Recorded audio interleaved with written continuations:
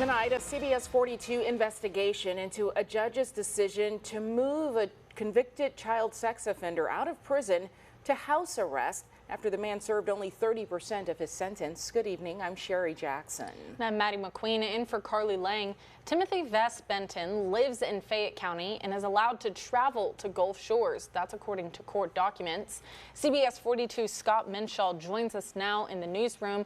Scott, you've been looking into how this happened and speaking with the families of the man's victims, and they say they're outraged by his release.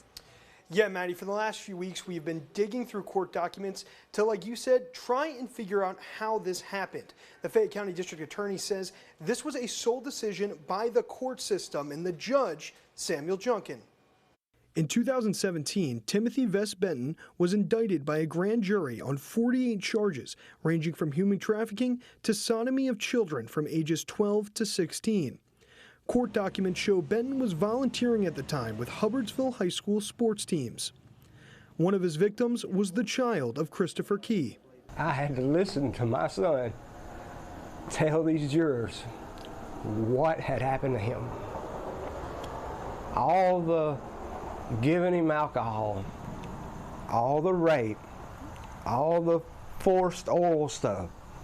To avoid a trial and secure a prison sentence for Benton, the Key family says they supported a plea deal which Benton took in 2019. That plea deal included 2 counts of sodomy and a sentence of 17 years in prison.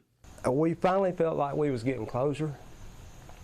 And then he finally went on to prison, went to Kilby and everything, and my family just progressed. Key says that progression came to a screeching halt in June. This order from Judge Samuel Junkin modified Benton's sentence. It ordered him to the Community Corrections Program, which is a form of house arrest.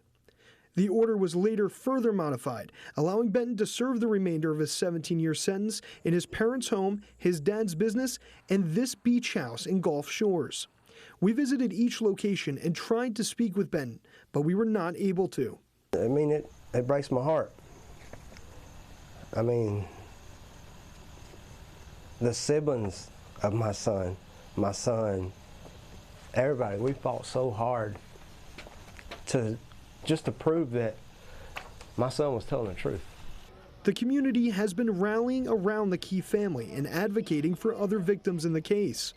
Just last week, a protest was held at the Fayette County Courthouse, calling for the modified sentence to be reversed. Judge Samuel Junkin, who ordered Benton to community corrections, denied our multiple requests for interviews. So our team went to the courthouse to find answers. Why did you modify the order in the Benton case? Judge, don't you think the victims' families deserve an answer as to why that order was modified? District Attorney Andy Hamlin says the decision was solely made by the court. He says his office had no say in the modification to Benton's sentence. He also told CBS 42 that the Community Corrections Program was never a part of negotiations in Benton's plea deal.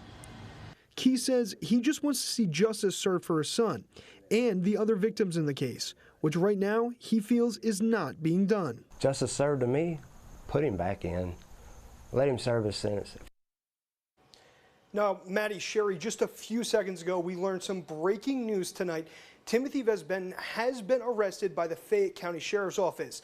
According to them, it is for a SORNA violation. We're still learning to learn more about this arrest and what it means for the future of his sentence. We'll keep you updated with the latest on air and online. In the newsroom, Scott Minshaw, CBS 42 News.